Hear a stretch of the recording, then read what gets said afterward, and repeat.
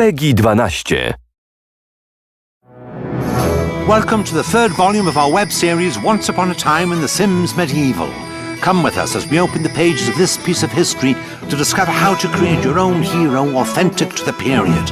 Will you be a hardy knight, tyrannical monarch, or sneaky spy? It's up to you to write your own story. But enough talk.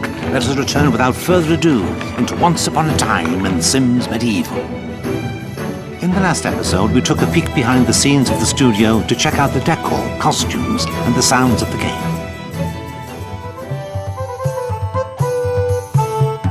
Now let's talk about the most fundamental element of all in your game, your hero.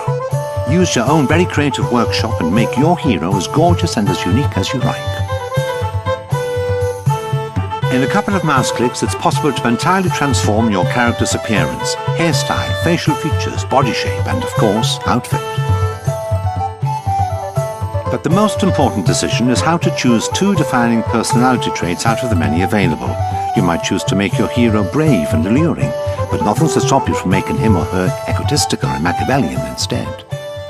My name is Samantha Lau. I am the Senior Product Manager for The Sims Medieval. The traits themselves range from the obvious traits, such as the chivalrous, adventurous, and scholarly traits, to the not-so-obvious traits like the whale ate my parents traits. These traits come with unique actions, wants, and needs that will really make the Sims come to life and have distinct and unique personalities.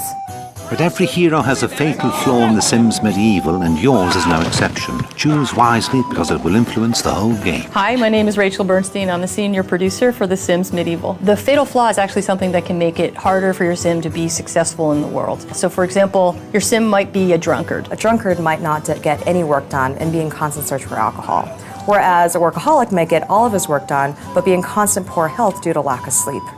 Each trait and flaw will need to be dealt with differently, and you'll see very different results depending on which ones you've chosen.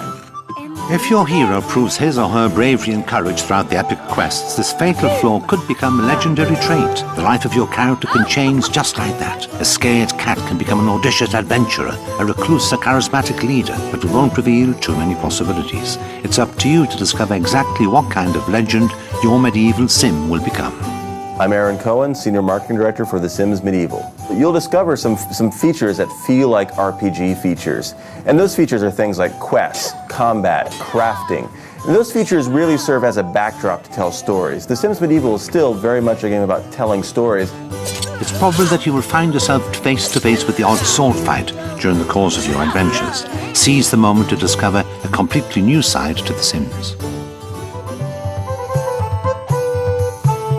At the same time you're questing, you are worrying about your Sims' day-to-day lives, what their responsibilities are, what their jobs are, who they have relationships with. So you're constantly managing their day-to-day functions.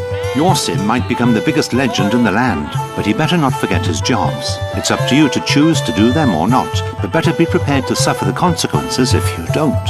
The inhabitants of The Sims Medieval don't like people who don't do their jobs. If the physician isn't handing out enough potions to the sick, or the blacksmith not forging armor fast enough, then one of the characters might well find himself in the stocks in the village square, under fire from rotten tomatoes. And then even more severe, they could be pushed into the pit of judgment where a monster awaits. And if the Sim is quite strong in combat, the Sim might be able to crawl his way out of that hole. However, most Sims will not. Most Sims who enter the pit of judgment will never return. That's a big risk to run if your Sim misses out on his daily chores. Or perhaps you've deliberately sent your hero to the pit of judgment to test his bravery. Remember, in The Sims Medieval, it's up to you to write your own history.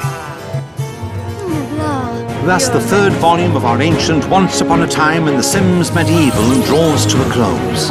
In the next episode, we find out more about how quests work and how all actions have consequences. For the sake of your kingdom, miss not the fourth historic volume of Once Upon a Time in The Sims Medieval.